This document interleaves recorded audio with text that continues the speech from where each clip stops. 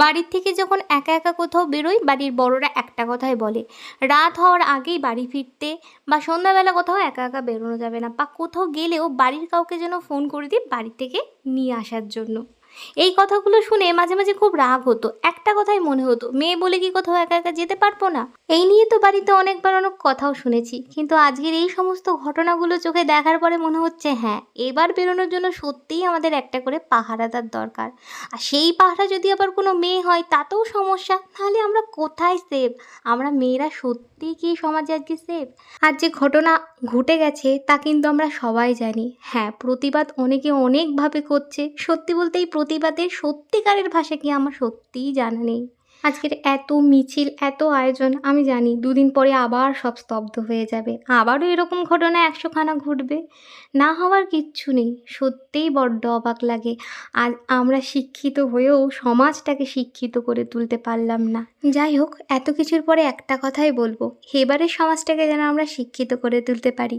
দেখো, যারা খারাপ মানুষ তাদের আমাদের কথা শুনলেও কখনোই ভালো হবে না, বা আমাদের প্রতিবাদেও তারা কিন্তু নিজেকে গুটিয়ে কখনো নেবে না। একটাই আমাদের চাই, আমাদের নেক্সট যে জেনারেশন যারা আসছে তাদের যেন এমনভাবে আমরা তৈরি করতে পারি যাতে এই রকম খারাপ খারাপ ঘটনার কথা স্বপ্নতেও না ভাবতে পারে। তারা যেন সত্যিকারের একটা শিক্ষিত একটা মানুষ হয়ে উঠতে পারে।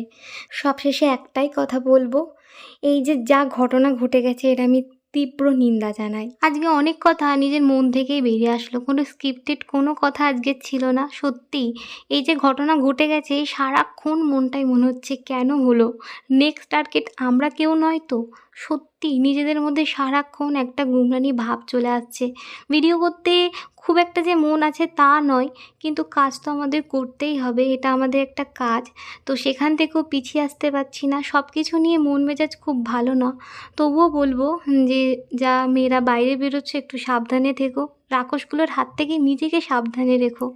যাই হোক না কেন, আবারও তো সেই আমাদের স্বাভাবিক ছন্দে ফিরতে হবে, নিজেদের জীবনে নিজেদের কাজে ফিরতে হবে। তো মন মেজাজ সমস্ত কিছুকেই ঠিক রাখতে হবে। যে প্রতিবাদের মিছিল উঠেছিল সেটা দেখে সত্যিই ভীষণ ভালো লেগেছিল, যে এক কথায় রাজ্যে সব মেয়েরা এক হয়ে গেছিল। আমারও ভীষণভাবে ইচ্ছা ছিল এরকমই কোনো একটা মিছিলে যোগদান করার জন্য, কিন্তু নিজের কিছু ব্যক্তিগত কারণে আমি সেখানে যেতে পারিনি।